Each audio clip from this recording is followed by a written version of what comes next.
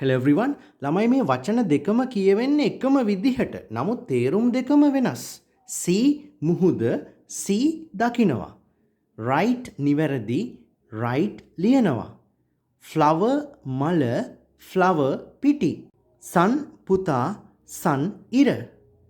pear ජෝඩුව pear pears ගෙඩිය.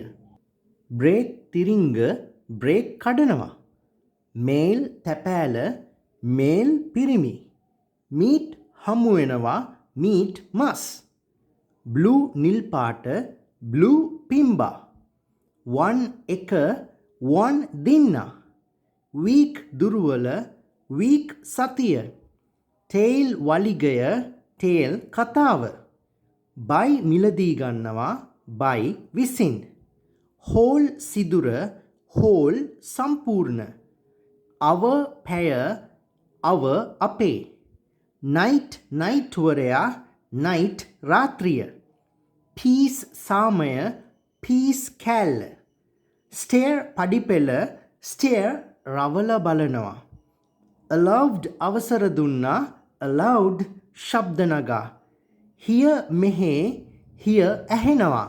ඉතින් පුතේ මේ වගේ එදිනදා භාවිතා වෙන ඉංග්‍රීසි වචන වාක්‍ය මුල සිට සරලව එක දිගට ඉගෙන ගන්න. අදම අපිත් එක්ක එකතු වෙන්න.